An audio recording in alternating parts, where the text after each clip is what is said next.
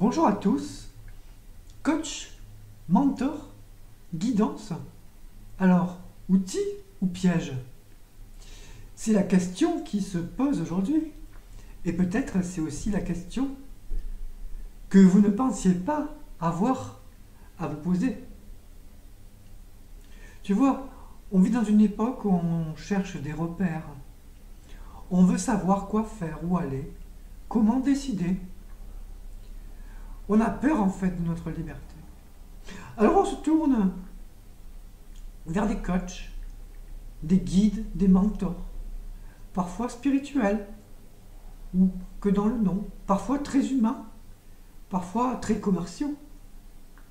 Et je ne vais pas commencer ce satsang en critiquant ici, non. Parce qu'en réalité, ce besoin de guidance, c'est humain. Quand tu traverses une zone floue, incertaine, ou même quand tu touches quelque chose de profond, de vibrant, tu peux sentir que tu as besoin de quelque chose ou de quelqu'un. Quelqu'un qui te tienne la main, qui valide ton ressenti, qui confirme ta direction. Mais maintenant, j'aimerais te proposer un retournement. Et si ce n'était pas l'absence de guidance finalement qui posait problème, mais le fait même de penser qu'on en a besoin? Et c'est en effet, si derrière ce besoin de coach, de mentor, de guide, etc., il y avait en fait un doute beaucoup plus profond, un doute sur toi, un doute sur ce que tu sens, un doute sur ce que tu es. Alors aujourd'hui, on va prendre le temps, si tu veux bien, pas pour critiquer des guides, mais pour regarder ce qu'il y a en nous qui cherche sans cesse des réponses dans quelque chose ou quelqu'un d'extérieur. Ce qu'il y a en nous qui doute en fait de sa propre lumière, comme on dit. Et pour ça, je vais te proposer un chemin. Un chemin non pas de réponse, mais de retournement, un changement de perspective, un changement d'attitude, un changement de regard. Cela, ce n'est pas un cours, c'est une invitation à sentir ce que tu cherches quand tu demandes de l'aide, et à voir s'il n'y aurait pas déjà là, tout de suite, une clarté. Pas une information encore, ni une solution toute faite, mais une clarté nue. Alors tu es prêt? On commence. Et on commence par ce que tout le monde fait. On cherche et on doute. En effet, le besoin de guidance naît d'un doute. Tu sais, ce besoin de guidance, il ne vient pas du vide, il vient du doute. Et ce doute provient d'un repli, d'une contraction en fait, d'une réduction de toute ton immensité à une toute petite identité. Quand tu doutes de toi, de ce que tu ressens, de ce que tu es, tu vas naturellement chercher quelque chose d'extérieur ou quelqu'un qui sache mieux, quelqu'un qui ait plus d'expérience, quelqu'un qui t'amène vers une version de toi que tu crois ne pas être encore. Mais attention, dans cette attitude, il y a déjà une perte.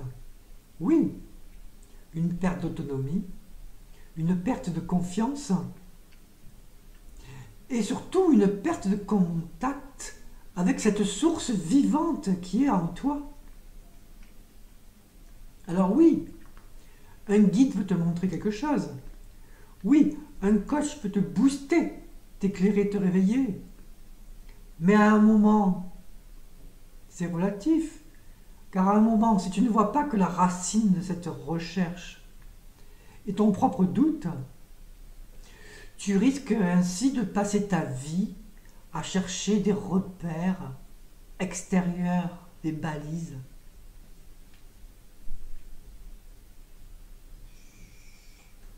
Et ça, dans ce que l'on nomme le trika, c'est le point de bascule. Parce que cette tradition ne te propose pas une nouvelle guidance. Elle te propose un retournement radical. Pas plus de béquilles, mais une seule verticale. Pas plus de cartes éparpillées, mais une véritable plongée dans le centre, dans ton centre intérieur. Le doute n'est pas à résoudre, ne peut pas être résolu par plus d'informations. Il se dissout par une reconnaissance, un processus intérieur. Tu veux une guidance? Regarde ce qui en toi doute de ce que tu perçois déjà. Regarde ce qui en toi croit que la vérité est ailleurs. Regarde ce qui en toi croit que quelqu'un pourrait te sauver. Et tu verras, c'est un réflexe, pas une nécessité. C'est une habitude de ton mental contracté. Ce n'est pas une demande réelle de ton cœur. Le doute n'a pas besoin de solution. Il a besoin surtout d'être vu. Et une fois vu, il se dégonfle comme la célèbre grenouille, comme un ballon percé. Parce que ce que tu es en vérité ne doute pas. Il rayonne. Il est. Il sait. En effet, l'extérieur, comme un reflet, est un piège, un miroir déformant de la réalité. En effet, peut-être que tu pourrais dire, mais moi je ne cherche pas de maître, d'enseignant, je cherche juste un miroir, pas un coach. Et c'est beau, parce que parfois un coach, un thérapeute, un enseignant, etc., peut vraiment refléter quelque chose qu'on n'avait pas vu. Mais là aussi, il y a un double tranchant. Parce qu'un miroir, ça reflète, bien sûr, mais ça peut aussi déformer. Et si tu ne sais pas qui tu es, tu ne sauras pas ce qu'il te montre. Et ce qu'il te montre est juste. Dans le Trika, ou shivaïsme du Cachemire, on dit que le monde est un miroir. Tout est pratibimba, c'est du sanskrit, désolé, ça veut dire que tout est reflet. Mais ce miroir n'est pas un maître à suivre. C'est un miroir à reconnaître comme toi-même. Pas un guide, un écho, une vibration. Pas un mentor, un retour dans ta propre lumière intérieure. Le danger, c'est quand tu prends un reflet pour une autorité. Un reflet, c'est simplement là pour te révéler quelque chose, non pas pour te gouverner. Et si tu oublies cela, tu passes de l'utilité du miroir à vite à une dépendance. Alors aujourd'hui, je t'invite à faire une chose simple. Quand tu écoutes quelqu'un, quand tu entends un conseil, quand tu reçois un enseignement, pose-toi cette question. Est-ce que ça résonne avec quelque chose de vivant en moi? Ou est-ce que je l'avale par peur? La résonance, en effet, c'est une lumière qui s'allume spontanément en toi. Une évidence, un oui silencieux qui ne vient pas du mental. Ce n'est pas une validation marketing. Et ça, c'est une vraie guidance. Mais elle ne vient pas de l'autre. Elle vient de toi, à travers l'autre. C'est ça un vrai miroir. Et le trika nous le dit, quand un maître éclaire quelque chose, en fait, il ne t'apporte rien de neuf. Il fait jaillir ce qui était déjà là. C'est un révélateur. Il ne met pas la lumière sur toi. Il révèle que tu es déjà la lumière. Il te la montre, te met en mesure de la voir. Alors regarde les miroirs, mais ne te perds pas dans leurs reflets. Regarde et reviens à la réalité. Reviens au battement silencieux qui précède toute question et toute réponse. Maintenant, soyons honnêtes. Il y a des moments où on a vraiment besoin d'aide, de soutien, surtout au début, de quelqu'un qui a déjà traversé ce qu'on traverse. Dans le trika, on ne rejette bien sûr pas ça. Le maître gourou, mais pas dans le sens péjoratif qui défraie la chronique dans les gros titres occidentaux, dans le sens d'enseignant, le transmetteur justement, le miroir. Le maître, dans cette tradition, ce n'est pas quelqu'un qu'on suit aveuglément. C'est quelqu'un, c'est même pas la personne qu'on cherche. C'est quelqu'un qui t'aide juste à voir en toi, à voir par toi-même, à te souvenir. C'est un soutien extérieur, c'est un soutien non permanent, qui est juste limité dans le temps, jusqu'à que tu puisses prendre le relais, que cette transmission t'est révélée et que tu sois autonome. Donc oui, parfois, tu as besoin d'un appui, d'un levier, d'une parole juste, d'un rappel, d'un regard, d'un souffle extérieur qui fait bouger quelque chose. Et ça, c'est sacré, on pourrait dire. Mais c'est temporaire. Dans un ouvrage important du trika qui s'appelle Tantra Loka, son auteur, Abhinavagupta, insiste, le maître n'est pas une béquille, il est un pont. Il ne doit pas te rendre dépendant. Il doit t'ouvrir à ton autonomie, à ta souveraineté. Svatantriya, on dit en sanskrit. Alors oui, ne rejette rien, accepte ce besoin passager, actuel, reconnais-le. Accueille le moment où tu sens que seul tu n'y arrives pas. Il n'y a pas de honte. Mais n'y plante pas ta tente. Ne construis pas une identité autour de ce besoin. Parce qu'au fond, le vrai maître, il ne veut pas d'élèves.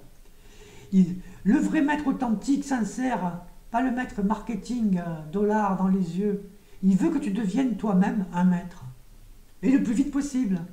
Il ne cherche pas à te garder dans ton giron, dans son giron comme une vache à lait à traire.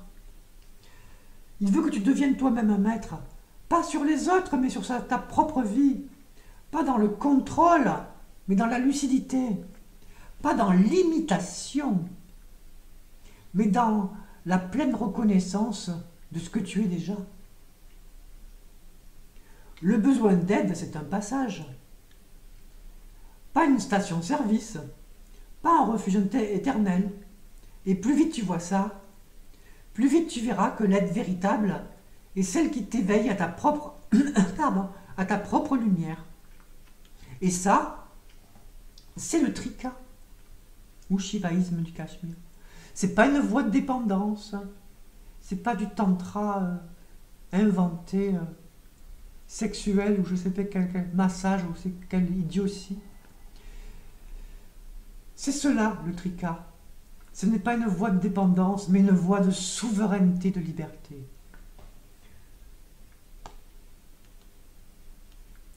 Le trika ne t'apporte rien, il t'arrache au mensonge. C'est peut-être le moment de te dire une chose essentielle, et tu l'as vu à demi-mot. Le trika, c'est cette voie dont je te parle depuis le début. Elle ne t'apporte rien, elle ne te promet rien, elle n'ajoute rien, mais elle t'arrache à tout ce que tu croyais vrai sur toi. Elle t'arrache aux dépendances déguisées, en amour, aux illusions déguisées, en guidance, au discours poli qui anesthésient, aux béquilles dorées, aux croyances flatteuses, à l'humilité simulée. C'est une voix implacable, directe, sauvage, mais pas violente, mais radicale. Elle ne veut pas améliorer ta vie. Elle veut dissoudre le mensonge, t'enlever les voiles qui t'empêchent d'être autonome. Dans les agamas, c'est-à-dire des textes importants du Trika, il y a plusieurs ouvrages qu'on appelle le Malini et le Tantraloka, et dans lesquels la libération n'est pas un progrès, c'est une reconnaissance, c'est une bascule, une évidence nue. Et ça commence quand tu cesses d'attendre quelque chose de l'extérieur. Tu te retournes vers l'intérieur de toi-même, dans le cœur, dans la racine, dans la source. La plupart des coachs, mentors et guides, même avec les meilleures intentions du monde, allez, partons de ce postulat, te vendent un chemin vers plus. Mais la reconnaissance tantrique, c'est moins. Moins de voile, moins de fiction, moins de distance avec toi-même, ton vrai toi. Le Trika, ainsi, donc, dans ce sens, ne te donne rien. Il ne te propose aucun modèle. Il t'arrache à tout modèle. Il te laisse nu, mais libre. Libre, mais vivant. Et être vivant dans ce sens, c'est tout. Tu ne sors pas grandi. Tu sors toi. Tu as tout brûlé dans le feu. Tu sors joyeux. Une joie sans cause, un bonheur sans cause. Et donc, toujours présent.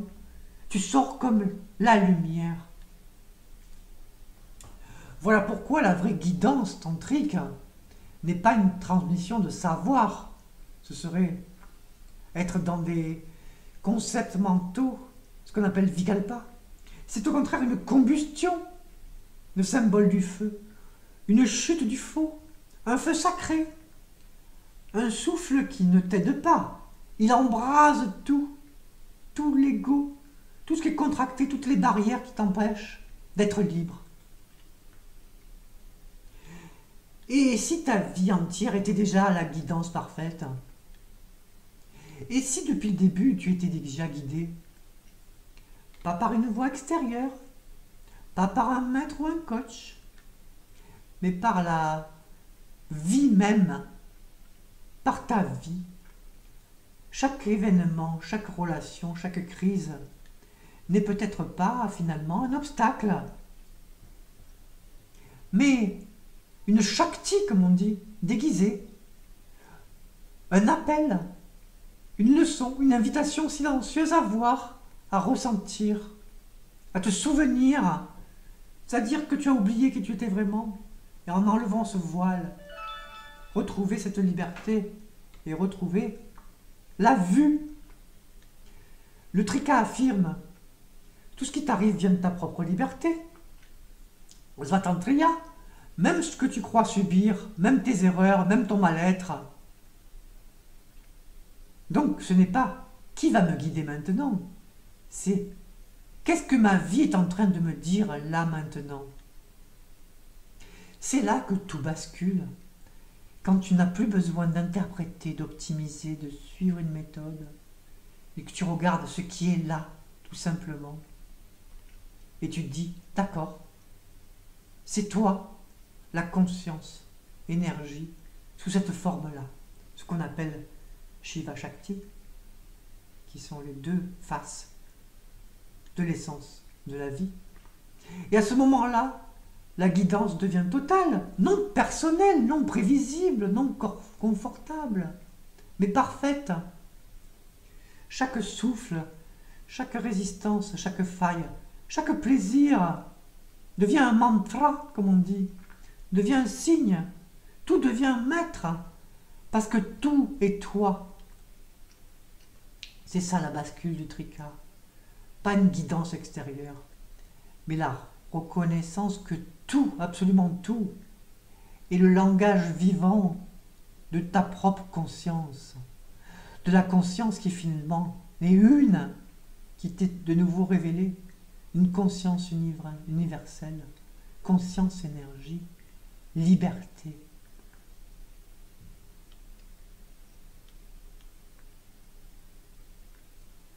Le faux maître est le vrai miroir. Tu sais maintenant que le vrai chemin, ce n'est pas de suivre, c'est de voir. Mais alors, qu'est-ce qu'un faux maître? Ce n'est pas forcément un manipulateur, pas forcément quelqu'un de malveillant. Parfois, c'est juste quelqu'un qui veut ton bien à sa manière, quelqu'un qui croit savoir, quelqu'un qui te parle depuis sa propre cage, mais qui ne voit pas la tienne. Un faux maître te donne un programme, un plan, une technique à répéter, un idéal à atteindre. Il te dit, tu n'es pas encore prêt, fais ceci, change cela. Il te dit, un jour, si tu travailles bien, tu y arriveras. Et toi, tu attends. Tu fais des efforts, tu t'éloignes, tu t'oublies. Le vrai maître, lui, ne te promet rien. Il ne t'impose rien. Il ne t'améliore pas. Il est miroir. Il te montre là où tu es déjà. Il te renvoie à ta propre lumière. Il ne te dit pas, viens à moi.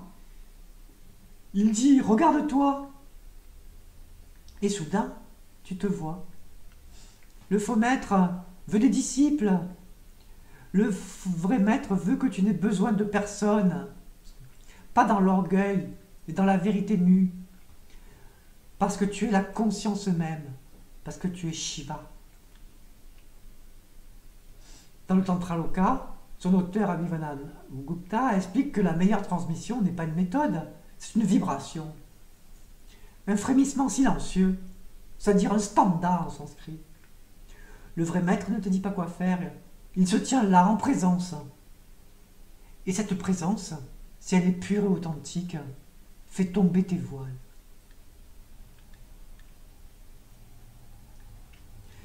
Ainsi tu as compris pourquoi suivre quelqu'un peut devenir une fuite subtile. Tu crois peut-être que suivre un maître, un coach, un guide, c'est une démarche humble, et parfois ça l'est. Et d'autres fois c'est une fuite bien habillée, une fuite vers la sécurité, une fuite vers la dépendance douce, une fuite vers la promesse que quelqu'un d'autre va tenir ton cœur pour toi. Mais de la même manière que personne ne peut respirer à ta place, personne ne peut s'éveiller à ta place. Personne ne peut s'éveiller à ta place. Personne ne peut goûter, plus précisément, la conscience à ta place. Le danger du suivre commence quand tu remets ton autorité intérieure dans les mains de l'autre. Quand tu crois que lui c'est mieux. Quand tu crois qu'il détient une clé que tu n'as pas. C'est là que la guidance devient une prison. Une prison même dorée, même douce, même bienveillante. Abhinavagupta, l'auteur du Tantra Loka, dit Svatantriya, c'est-à-dire la liberté absolue, est ton essence. Alors pourquoi couronner quelqu'un d'autre? Ce n'est pas l'arrogance de se reconnaître, c'est le respect du réel. Le trika ne t'apprend pas à obéir, il t'apprend à te tenir droit dans le feu révélateur. Suivre quelqu'un, ce n'est pas mal, mais le croire supérieur, indispensable, ou mystique, ou avec une aura, c'est renier ta propre conscience, ton propre Shiva. Il n'y a pas d'autre source, il n'y a pas d'autre sanctuaire. Ce que tu cherches dans le regard du maître, du coach ou je ne sais qui, c'est ton propre visage dépouillé, transparent, présent. Le seul guide légitime, tu l'as compris, c'est le frémissement vivant de ta propre conscience. Tu veux un guide, alors écoute. Ce que personne ne peut entendre à ta place. Le seul guide légitime, dans le trika, c'est le spanda, ce frémissement vivant de ta propre conscience. Ce n'est pas une pensée, ce n'est pas une voix, ce n'est pas un concept mental. C'est un jaillissement, un mouvement silencieux, un souffle intérieur. Ce spanda, tu le ressens parfois, d'une évidence soudaine, d'un oui, dans la douceur d'un non, dans l'élan vers quelque chose, dans le retrait sans raison. Ce n'est pas logique, mais c'est vrai, c'est vivant, c'est lumineux. Abhinavagupta dit que ce spanda, ce frémissement, est Shiva lui-même, la conscience avec sa femme. Shakti, à eux deux, ils forment l'essence de la vie, la conscience-énergie. Abhinavagupta dit que ce spanda, ce frémissement, est Shiva lui-même. Pas une partie de Shiva, mais un écho. Mais Shiva, sous forme de battement, spanda, cette vibration, qui est en toi, le cœur. C'est pourquoi le vrai guide ne parle pas toujours, il vibre. Le silence est important aussi. Il t'invite à te laisser guider, non pas par des idées, mais par cette reconnaissance en toi vivante. Le trika ne t'enseigne pas à écouter des mots creux, il t'enseigne à sentir, à vibrer avec justesse, à être la résonance nue. Le spanda, c'est ce qui te met en route, c'est ce qui te retient, c'est ce qui te transforme sans effort. Le seul maître, c'est cela. Quand tu n'as plus besoin d'autre chose, quand le moindre battement de ta conscience t'indique le chemin, intuitivement, parce que c'est le chemin. Et donc, c'est toi qui portes la lampe depuis toujours. Tu as cru que quelqu'un allait t'apporter la lumière, un maître, un coach, une tradition, un enseignement, un cours magistral, une philosophie, ou que sais-je encore. Mais la lumière, tu l'as toujours portée. Dans le tricard, on ne cherche pas la lampe. On découvre qu'on est la lampe. Pas symbolique, réellement. Tu brilles déjà sans le savoir. Tu éclaires sans le vouloir. Et c'est ce non-vouloir, ce non-savoir qui est pur. Quand Abhinavagupta parle de pratyabhijna, c'est-à-dire la reconnaissance, ce n'est pas une compréhension mentale. C'est ce basculement que je vous expliquais, cette clarté nue. Tu ne suis plus personne parce que tu n'as jamais été séparé de cette conscience. Tu ne veux plus apprendre parce que tu te rappelles. Tu ne cherches plus la guidance parce que tu es de retour chez toi. Cette lampe n'est pas allumée finalement, car elle ne s'éteint jamais. Elle est ce que tu es quand tu ne cherches plus à avoir, quand tu es. Être tout simplement. C'est là, là, maintenant, juste là, sous le souffle, sous le battement du cœur, sous le doute même, il y a cela, toi. Cet exposé d'écoute active, ce qu'on appelle un satsang, ce n'est pas une fin, c'est un miroir. Tu y as vu ce que tu étais prêt à voir. Et maintenant, tu peux poser le miroir et marcher ou t'arrêter. Mais dans cette évidence nue, tu es la lampe. Et c'est assez. Merci de ton attention.